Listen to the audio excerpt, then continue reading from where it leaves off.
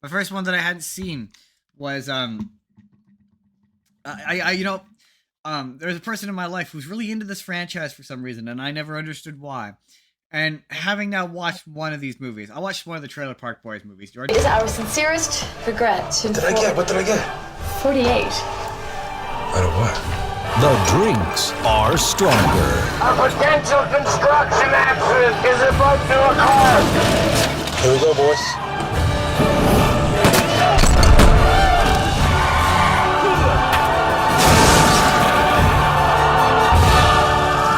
Trailer Park Boys Countdown to Liquor Day. I'm gonna piss on him. and I didn't watch the first one, and I refused to watch the show. I watched the second one, and this is a very enduring franchise, and I'd be Yeah, I so don't get interested why. to know: is it enduring outside of Canada? Like, do people in America or internationally know who the Trailer Park Boys are? That would be. Do they have a real broad international appeal? Because like, it's not that they're not funny. Like, and it's not like the movie's not funny. It's just not. It's just I just don't think it's my thing. Like, it's funny because you know how I was like, oh, in Fubar they never explain or really justify why the camera crew's there. It's the same thing in Trailer Park Boys, but in Trailer Park Boys, at least they acknowledge the camera crew is there. Like, the movie ends, they've gone back to jail, and is like, yeah, after we get out of jail, you guys need to fuck right off. Like, you need to go away. And I sort of implied, what's weird is, to me, that implies like this was meant to be the finale, but the franchise is still going on. Like, they did a revival, the show came back, so like I guess they didn't want the camera crew to go away forever. But no, it has heart. I think that's like, yeah, man, they're rough and stupid and moronic and dumb, but once again, they're still capable of turning to each other and being like, "I love you," like I'm your friend and I love you, and I thought that was really interesting. And then there's the basic. Okay, for those of you who haven't seen the Trailer Park Boys, it's what it sounds like. It's three guys. They live in a trailer park. They're all varying degrees of stupid. Um, they're all bad guys who do crimes. The one guy's the mastermind, and what part of the bit with him is he always has a Cuba Libre in his hand for some reason.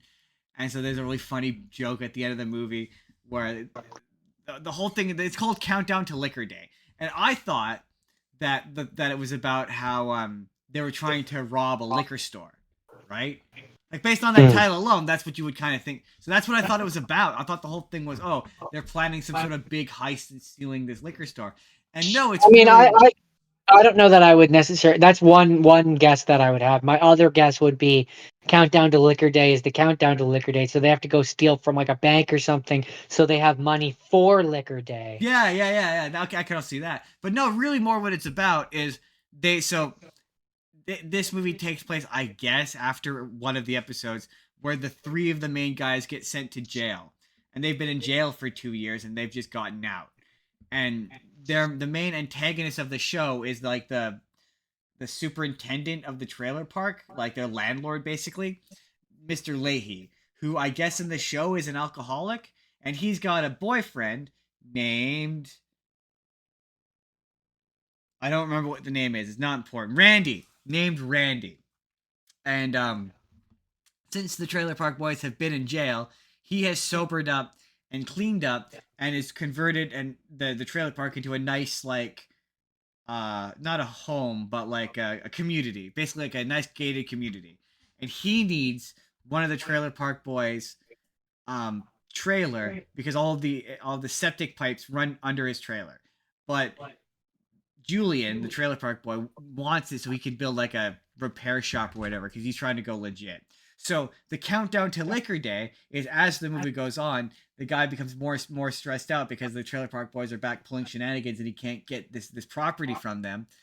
And he's slowly falling off the wagon. And so Liquor Day is just when he eventually full bore falls off the wagon. So at a certain point, Randy's like, "Oh, it's just been a countdown to Liquor Day," and I was like, "Oh, okay, that's interesting." But there's a big climactic moment where he's fully fallen off the wagon. He's at absolute rock bottom, and they're trying to like they've set up this heist where they're trying to like steal from like an armored car or whatever. And he's freaking out on the top of the roof, and he's got a thing for one of the Trailer Park Boys, who in a fight, his boyfriend has said that he doesn't love him or whatever. He's like, say that you love me. Do you love me? And he, for some reason, has that fucking Cuba Libre in his hand. We're not dating. He's just working for me. So you don't love him? No. Say you love me, Julia. Just tell me one time before I jump. Lie to me. I can't. Is there ever a chance that you could love me? No. Everything's fucked up! We've got 2 minutes! The bottle's empty, Julia. I'm flying out of here! Wait! Just one more drink. Where the fuck did he get the Cuba Libre? How did someone give it to him?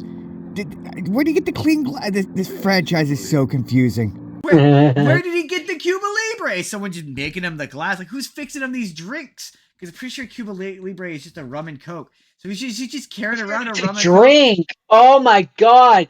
When you told me this story the other day, I was picturing like he was holding like a toy or a doll or it's like a Cuba Libre. It's like a drink. It's like a rum and coke, I think, is what a Cuba Libre I is. didn't. No, I was picturing. So every time you were like, and he has another Cuba Libre. Where is he getting that? I'm picturing him holding like this toy. No, it's like a drink. It's like, I'm pretty sure it's a rum and coke, basically. I had never. It didn't even occur to me that you were talking about a drink. That's the so movie's funny. called Countdown to Liquor. Anyway. No, you didn't. When you told me this story during the week, you didn't tell me the name of the movie. But anyway, so he's got a Cuba Libre. Like, where did you get the Cuba Libre? I don't understand. But yeah, no, it's weird. It has heart. It's dumb and it's stupid, and the humor doesn't always land for me. It does. I think it's funnier than Fubar. But Fubar really wants to be Trailer Park Boys.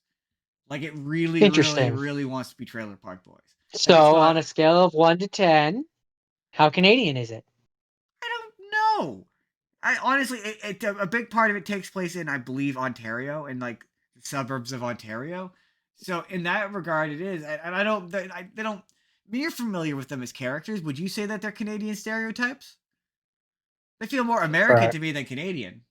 For a part of Canada, I would. Right, like the Northern Ontario, Albertan part of it, right? I mean, I'm not going to say yes, but if you choose to interpret that way, then that's probably what you should agree with. Because otherwise, it feels they feel more like American characters than they do distinctly Canadian.